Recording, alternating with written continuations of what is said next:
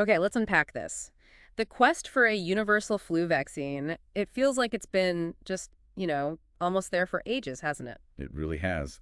And with the constant worry about the next pandemic, the pressure's definitely on to get ahead.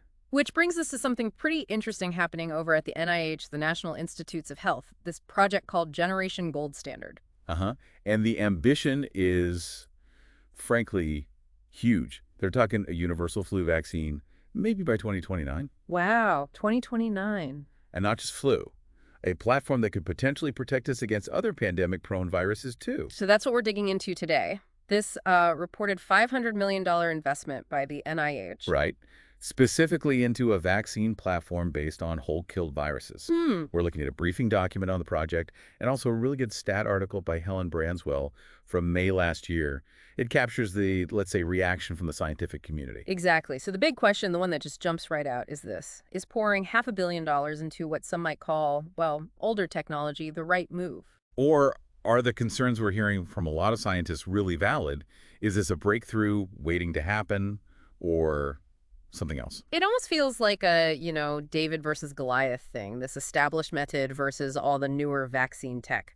Let's get into it. Okay, first off, the technology itself. Yeah. Whole-killed virus vaccines. What are we actually talking about? Right. Lay it out for us.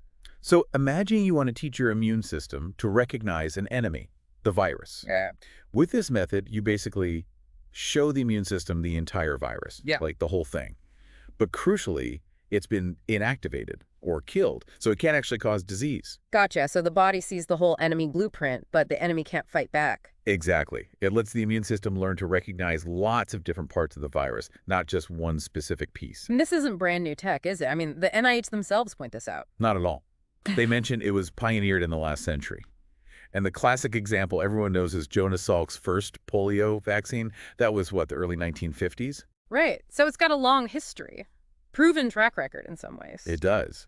And the NIH's vision for this project, Generation Gold Standard, is super ambitious. They're aiming to use this approach for broad protection. Against flu, obviously. Multiple strain. Yes, but also potentially against various coronaviruses, not just SARS-CoV-2 and maybe even other future pandemic threats. And they threw out that 2029 date for a universal flu vaccine, calling it a potential paradigm shift. A $500 million paradigm shift. It's a bold claim. It really is. Okay, let's talk about that money. $500 million. Where is it coming from? And maybe more importantly, how did this project get funded? Because that seems to be a bit controversial. Yeah, absolutely. So the money, reportedly $500 million, is coming from HHS, the Department of Health and Human Services, and the NIH. Okay. But here's the interesting part. It seems this funding was actually reallocated from BARDA's Project NextGen. Hang on, BARDA. That's the Biomedical Advanced Research and Development Authority, right? Yeah. Big player in pandemic funding. The very same. And Project NextGen was specifically set up to push forward next-generation COVID-19 countermeasures.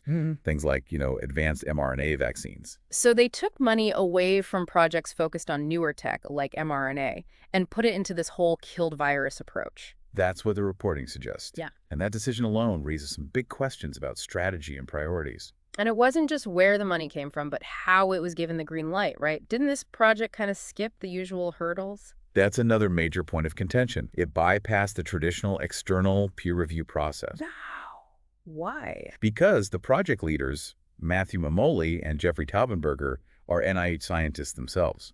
It's an in-house project. Ah, so the NIH is essentially funding its own internal team without the usual outside scientific scrutiny. That's the situation, and it's led to some pretty blunt criticism. One anonymous scientist called the process quite incestuous. Wow, that's So, direct. It is. And even Stanley Plotkin, a huge name in vaccinology, expressed hope that, quote, the project has been reviewed by some knowledgeable people, which kind of implies he has doubts about the level of oversight it received. Okay, so it sounds like the scientific community isn't exactly giving this a standing ovation. The reaction seems pretty critical overall. That's putting it mildly, yeah.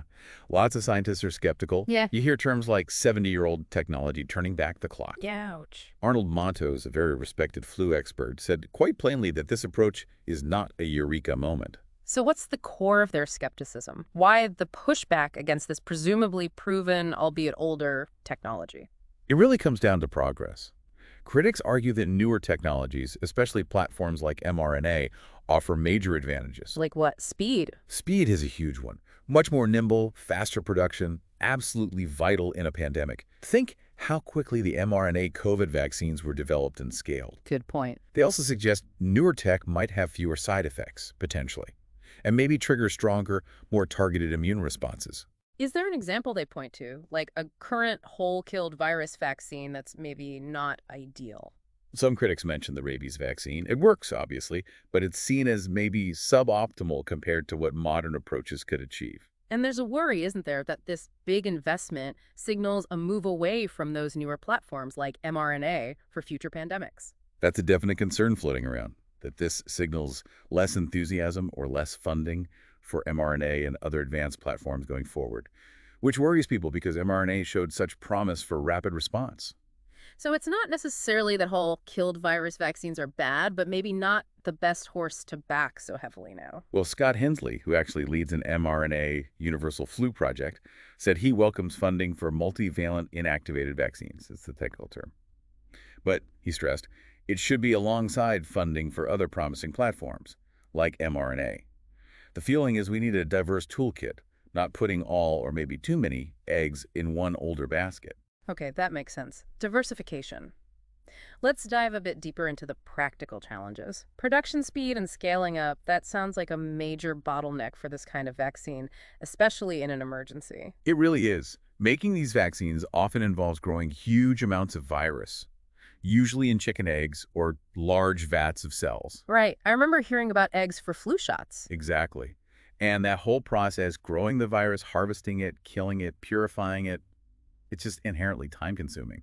It's hard to rapidly scale up production compared to, say, synthesizing mRNA. And the existing manufacturing capacity is mostly set up for the predictable seasonal flu market, right? Not a sudden global surge. Precisely. You can't just suddenly conjure up billions of doses overnight. And we saw how dangerous delays can be back in 2009 with the H1N1 swine flu pandemic. That's a really stark example. The vaccine arrived too late for many after the main wave had already hit.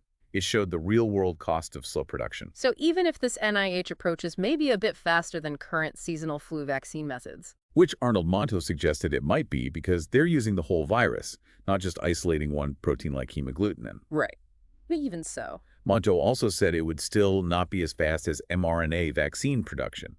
And in a pandemic race, that speed difference could be critical. Okay, speed is a big one. What about side effects? Reactogenicity, is that more of a concern with this type of vaccine? It can be.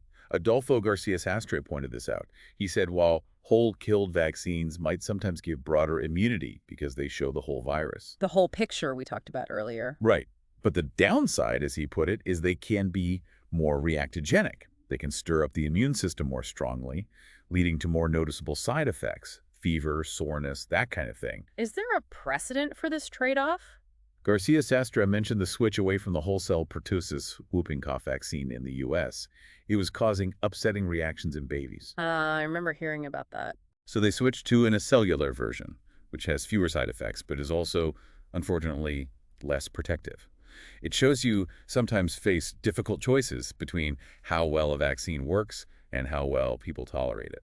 And the NIH project is also looking at intranasal delivery, right? Spraying it up the nose instead of an injection. Does that change the equation? It adds another layer of things to consider. Garcia-Sastre cautioned that intranasal vaccines using this approach need really careful safety evaluation. Why specifically intranasal? He brought up a past issue, not with this specific type of vaccine, mind you, but with a different intranasal flu vaccine years ago that was linked to some cases of Bell's palsy, a temporary facial paralysis. Oh, right. I think I recall that. So while intranasal delivery has potential benefits, like maybe better mucosal immunity in the airways, there's also a history there that means safety has to be watched like a hawk, especially if the vaccine itself might be more reactogenic. Okay, so let's talk about the data. Have we seen any results yet from this NIH project, even early stuff? There has been some preliminary data presented from a phase 1 trial. This was for their universal flu vaccine candidate, targeting just 4 flu subtypes at this stage. And how did it look? Was it impressive?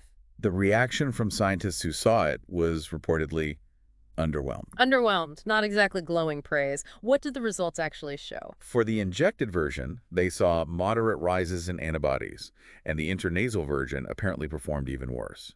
Okay, but hang on. This was just phase 1, right? What does that actually tell us? That's a really crucial piece of context. Arnold Monto stressed this point. Phase 1 trials are primarily about safety. Right. Is it safe to even give to people? Exactly. And they involve very small numbers of participants. This trial only had 45 people total, split into 3 groups of 15. 15 people per group. That's tiny. It is, and as Monto said, quote, when you have 15 in a group, you really can't say a whole lot about it regarding how well it actually stimulates immunity, the immunogenicity. So the results weren't amazing, but it's way too early to draw firm conclusions about effectiveness from that phase 1 data alone. Precisely. It's early days for the data. Now, this whole situation seems to have a political element mixed in too, doesn't it? The Stat article touched on this. It did. It noted that mRNA vaccines are apparently unpopular with Health Secretary Robert F. Kennedy Jr.'s political base. Okay. And there was something about a review of a BARDA contract. Yeah, the administration was reviewing a big BARDA award given to Moderna, specifically for developing mRNA vaccines against avian influenza H5N1. So you put those two things together, Yeah. it does make you wonder if political considerations are playing a role in maybe deprioritizing mRNA and boosting this other approach. It certainly raises questions about potential influences beyond pure science. And Kennedy himself made a statement that, well, confounded experts, as the article put it. What did he say? He claimed that vaccines for respiratory pathogens that only target a single antigen, like the spike protein in many COVID vaccines, do not work. Wait, that doesn't sound right. Many successful vaccines work exactly that way. Exactly. It runs counter to a lot of established vaccinology. So that comment added another layer of complexity to the situation. And the way this whole project was announced, the communication around it also seemed a bit clumsy. There was criticism of the initial press release. For one thing, it didn't mention the $500 million price tag. Which seems like a pretty major omission for transparency. You'd think so. Oh. And it also made those bold predictions, like the 2029 timeline, which many scientists felt were overly optimistic, maybe even unrealistic at this stage. Right, I remember you mentioned Stanley Plotkin's reaction. Yes, he said, clearly the press release was written by somebody who does not understand the difficulties of science.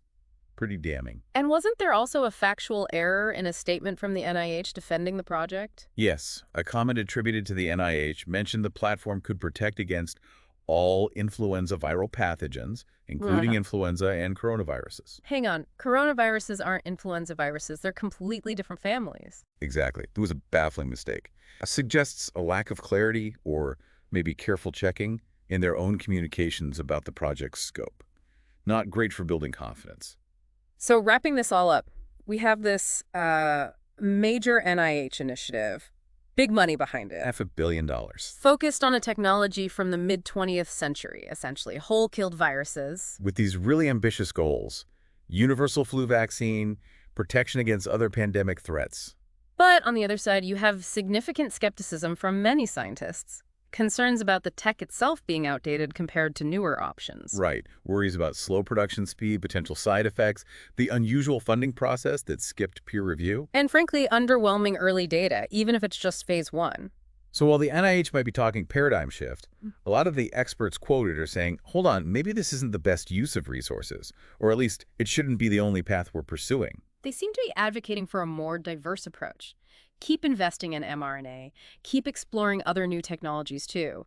Don't put all your faith or funding back into the older methods. That seems to be the consensus among the critics, yes. Yeah. It's about having multiple shots on goal, especially when the stakes are this high.